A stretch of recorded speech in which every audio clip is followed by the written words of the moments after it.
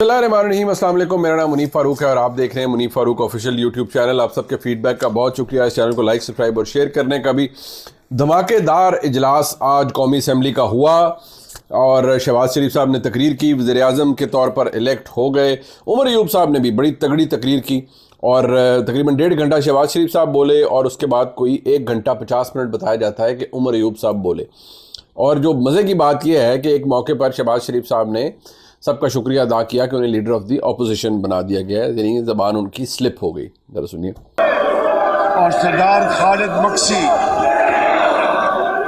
और उनके तमाम पार्टी अरकान का दिल की अथाह गहराइयों से शुक्रिया अदा करता हूँ कि जिन्होंने अपने वोटों और अपनी मोहब्बत से मुझे आज इस ऐवान का लीडर ऑफ द ऑपोजिशन मुंतखब किया।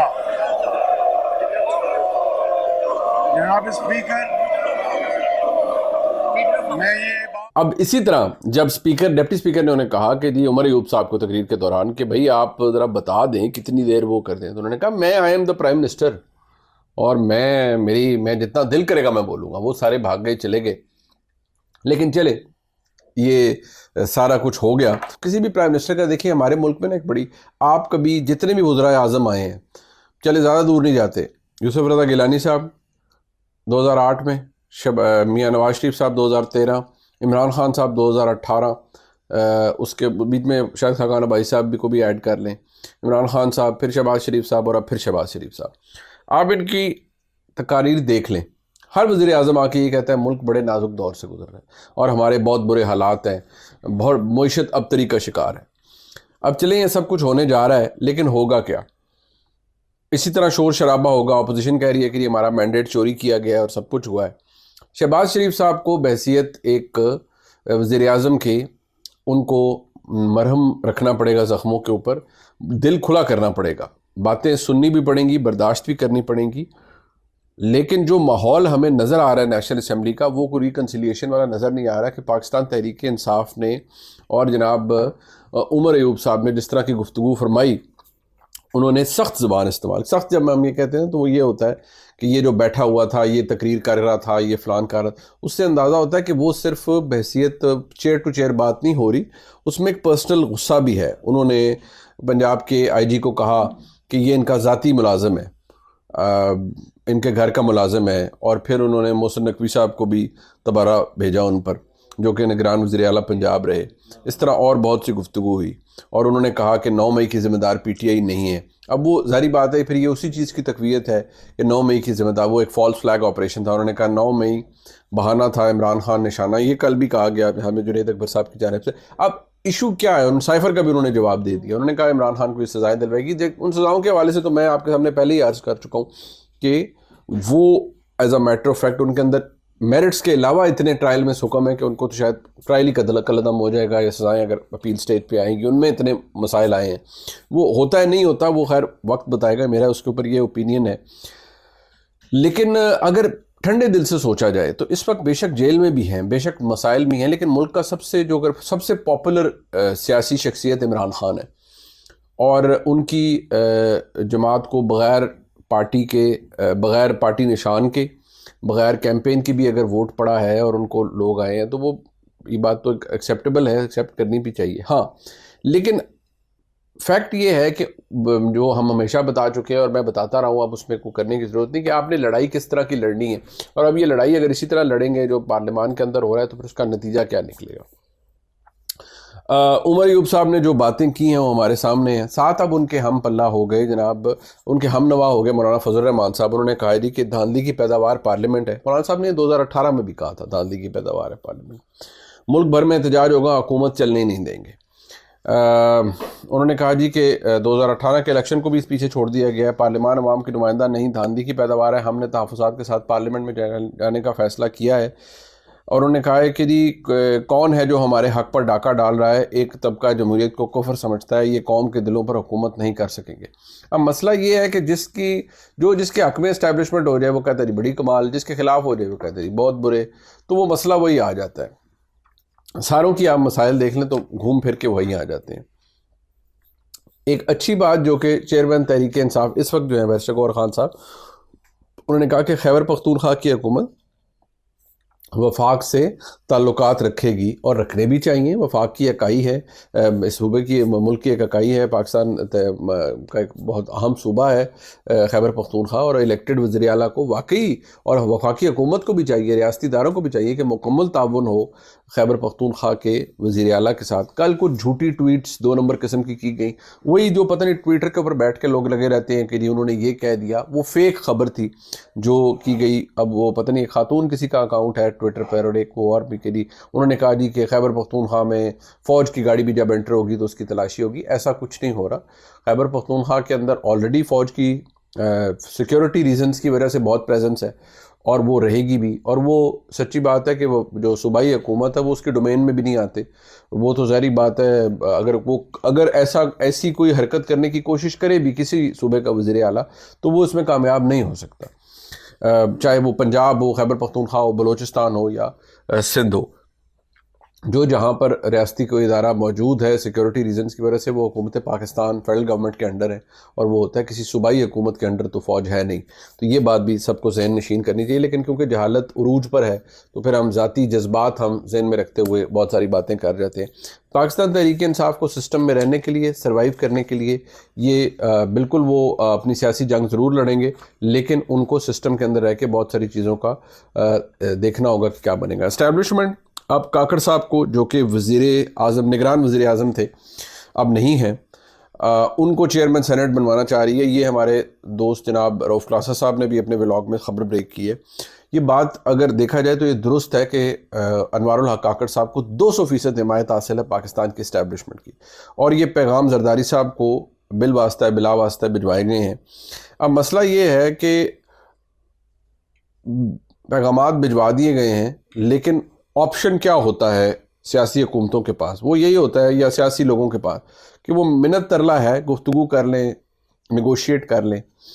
اب جیسے سرفراز بگٹی صاحب دیکھا جائے تو وہ پاکستان پیپلز پارٹی کے نومنی ہیں، اور وہ جو بلوچستان کے وزیر اعلیٰ بنے ہیں، لیکن سرفراز بگٹی صاحب کا جو تعلق ہے وہ اس وقت اسٹیبلشمنٹ کے ساتھ بہت قریبی تعلق ہے، اور اسٹیبلشمنٹ ان پہ بڑا ڈپینڈ کر رہی ہے۔ اس کی ایک بنیادی وجہ ہے، وہ کیا؟ وہ وجہ یہ ہے جی کہ جو اسٹیبلشمنٹ کا ایجنڈا ہے کہ نان اسٹیٹ ایکٹرز، یا وہ لوگ جو علیحدگی پسند ہیں، یا وہ لوگ جنہوں نے ریاست کے خلاف بندوق اٹھائی ہے، ان کے ساتھ نرمی کا رویہ نہیں اختیار کرنا، ان کے ساتھ سختی کا رویہ اختیار کرنا۔ یہ پالیسی سخت ہے، یہ پالیسی درست ہے یا غلط ہے، اس کا فیصلہ تو شاید وقت کرے گا، یا آپ تاریخ میں ذہن میں رکھ کے اس کو دیکھ سکتے ہیں، لیکن یہ پالیسی ہے۔ تو ان کو ایک ایسا وزیر اعلیٰ چاہیے تھا جو کہ ڈائریکٹ انسٹرکشنز لے پاکستان کی اسٹیبلشمنٹ سے کہ یہ کرنا ہے، اور ریاست مخالف لوگوں کا بلوچستان میں جو موجود ہیں ان کے خلاف کریک ڈاؤن ہونا ہے، تو وہ حکومت اس کی پوری اونرشپ لے، صوبائی حکومت بلوچستان کی، وہ ایک ایسوسیشن موجود ہے۔ اب مسئلہ یہ ہے کہ ہمارے جو یہاں ملک ہیں، ہمارے یہاں جب اس ملک کے اندر جو لوگ ہیں، وہ ہر کوئی یہ سمجھتا ہے کہ نہیں، ہمیں جرنلسٹ نہیں چاہیے، ہمیں کیمپینر چاہیے، ہمیں حقائق نہیں سننے، ہمیں سننا ہے کہ آپ حمایت یا مخالفت کا اعلان کریں۔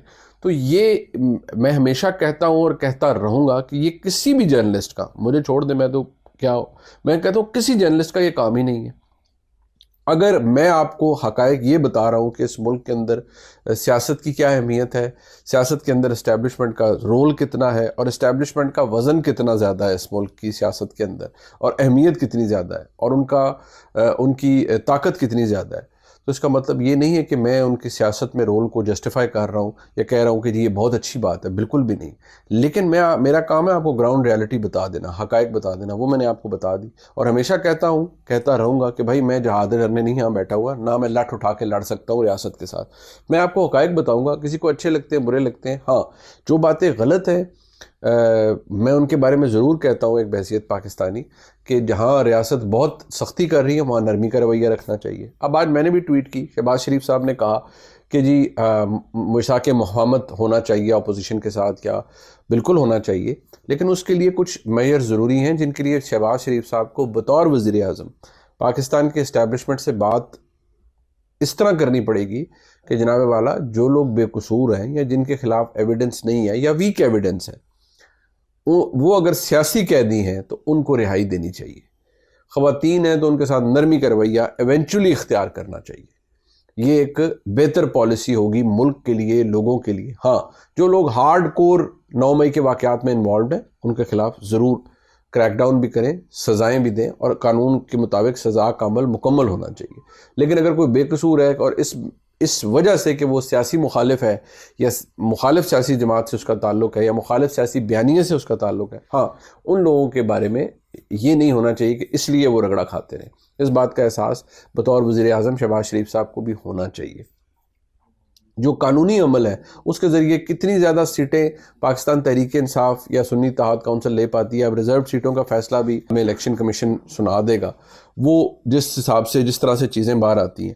ایک بات میں آپ کو بتا دوں، کچھ لوگ یہ کہہ رہے ہیں کہ جی عمران خان صاحب بہت جلد باہر آ جائیں گے. دیکھیں، عمران خان صاحب اسی صورت میں باہر آئیں گے جب انہیں اسٹیبلشمنٹ کی طرف سے کوئی ڈیل ملے گی. وہ ڈیل ایسے نہیں ہوتی کہ جی ڈیل ایک بندہ گیا، ڈیل ہوگی اور صبح وہ ایسے تالا کھل جائے گا اور باہر آ جائیں گے. ہاں، وہ ڈیل ہوتی ہے، پھر آپ کو عدالتوں سے ریلیف ملنا شروع ہو جاتا ہے، پھر ریلیف ملتا ہے، بیل ملتی ہے، سارے مقدمات میں مل جاتی ہیں، سزائیں معطل ہو جاتی ہیں، اور پھر وہ ایک معاملہ چلتا رہتا ہے اور آپ جیل سے باہر آ جاتے ہیں. عمران خان صاحب کیا جیل سے باہر آ جائیں گے؟ ڈیپینڈ کرتا ہے بہت سارے فیکٹرز کے اوپر. جو لوگ یہ باتیں ڈیفینیٹو ہو کے کہہ رہے ہیں، میں سمجھتا ہوں کہ ان کو اپنے سورسز کے اوپر بھی دھیان دینا چاہیے.